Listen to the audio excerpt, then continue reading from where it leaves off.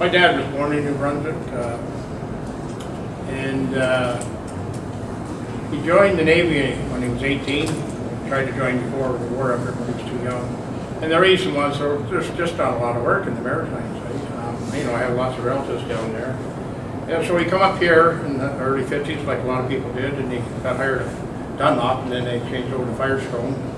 And he lost his job in 1981, probably because of the 3 Michelin plants, okay, in Nova Scotia. So it's the same with the call centers, eh? Like, it's just, we have a certain amount of employment, a certain amount of services, but they're just skipping from Ontario to New Brunswick, Cape Breton, Tennessee, and it's you know, we're just chasing our tails all the time, right?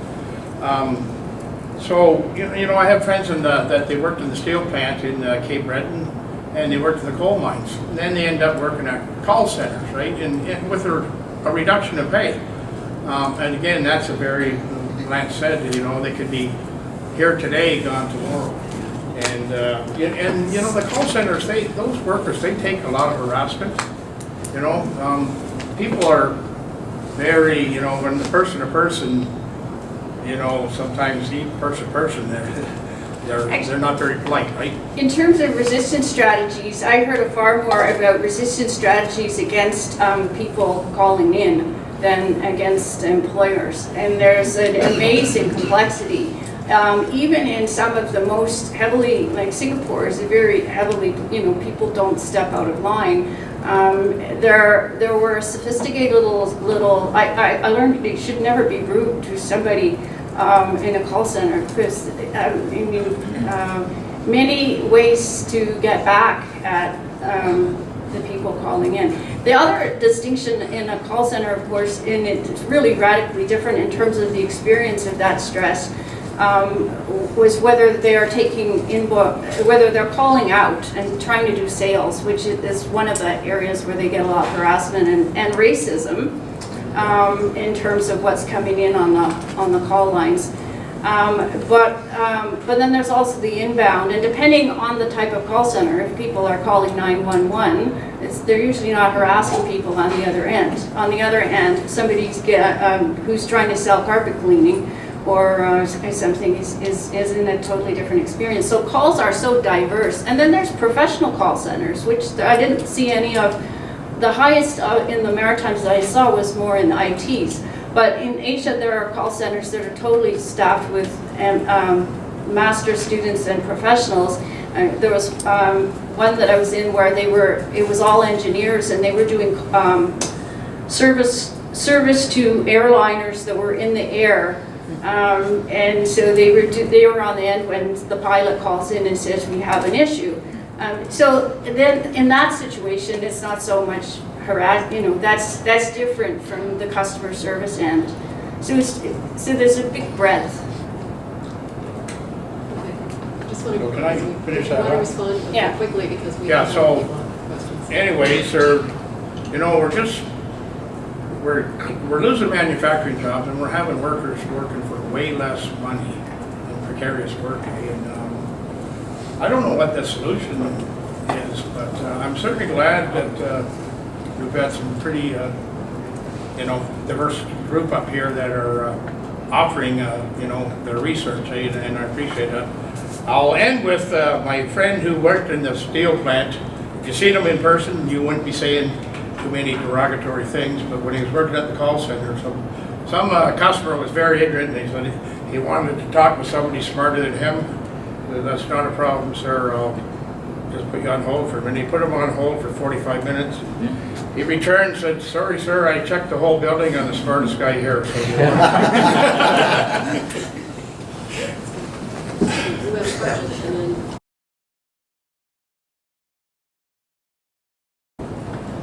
You mentioned in Argentina that there a bit of tension within the workers' organization over ties to the Catholic Church and the Pope. I'm just curious, how much social and political capital does the dominant religious institution still hold there, and what impact does that have on creating class consciousness within these movements and on broader organizations? Well, this is a difficult question. I mean, Argentina is mostly Catholic country doesn't mean that people are particularly religious. However, I think a few things. One is the fact that the Pope is Argentinian has somehow upset things, and the church has become probably. I don't think that people have become more religious, but for instance, some of the leaders of these organizations are very close to the Pope, which has added some complexity to negotiations, because another part of this organization, another political faction of this organization is very close to the feminist movement and has been involved in recent very, very important actions for the legalization of abortion, which in turn has unleashed a very frightening conservative reaction. Right? I mean, the gains of the women's movement in the last years have somehow backfired. I don't know, it is still very, this is going on right now, but there is a very, very, frightening conservative reaction that is not related to this particular movement, but it is a reaction, which is against lazy welfare recipients, very racist, anti-feminist, anti-anything that can be considered progressive. And sorry, and one more thing, but there is also a growth of evangelical Pentecostals that are leading this conservative backlash. It's not just the Catholic. But I will ask something about the call centers. You said that many of the workers viewed it as a way to get to Canada because the job in Canada is a better job. Well, I wasn't sure if you were referring to call centers, because honestly, most of the call center jobs I know of are very terrible jobs. I don't hear good things from the workers. They're not paid well. They're on the clock. There's a lot of pressure. So I'm not really sure. Like, I'm sure there's engineers who pull airplanes, but there must be very few of them.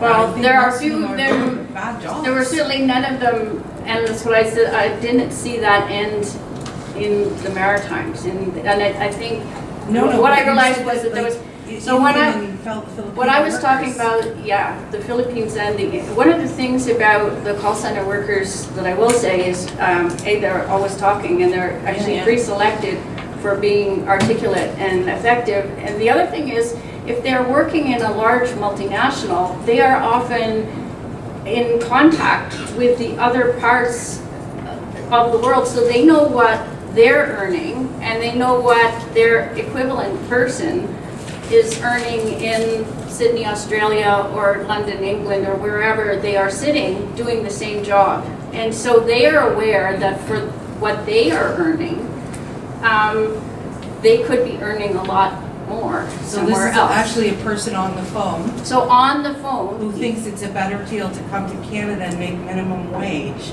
than stay in their well, own it depends country. on, because Because again, really, that's almost what you make at a call center, minimum wage. yeah. It's not but- a great life in Canada either. No, but compared, Exploited I'm just saying that nonetheless. that is certainly part of the strategies that some of the one of the in an area and I think Maritime Canada is another good example. There are areas where the youth strategy is out migration, and that's a major goal, regardless of where you're working. And so, being able to get an employer that could lever you out of the country and into a job in Canada or the UK or Australia looks good. And what they think about it 5 years after they got here might be different, but from their perspective, they're just looking at the differential in their pay for doing exactly the same job as somebody, in Oshawa. So, whether you then think that's good or whether people, or how fully Oh, informed they are in that decision, that's what they're thinking at age 21. And it would be, I've never done it, but it would be very interesting to, if you could actually put together a sample who made the transition, what they would then say. Or whether part of their strategy would be to get to Canada, get the minimum wage, and then hope to get out into some other industry or into something else. But yeah, it's, but that was certainly, certainly part of their thinking.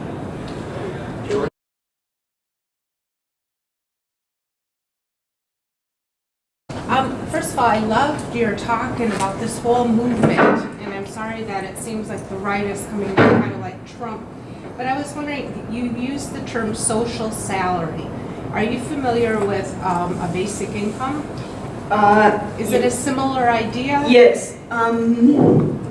Well, I don't. Well, it is not in the way in which they are trying to present the idea. Probably it is some sort of, well, income for worker, for unemployed or very precarious Single workers. mother. Yeah, but this is, but the difference is that what they want, they call it social salary because they want recognition for their work. It is not a universal income regardless of whether you work or not. They have been very strong about being recognized as workers, which means, well, they themselves being recognized as workers, but also the recognition of a number of unpaid or very low paid things recognized as work, like care work, the women that take care of the children when other women go to work, or the people that do like some cleaning in shanty towns for free or almost for free, people that, street vendors that sell very, very cheap stuff that allows other people to survive. These kind of things that are usually not recognized as work, or I don't know, people that cook and sell like meals from their window, right? They want all these to be recognized as work. Fantastic. Me too.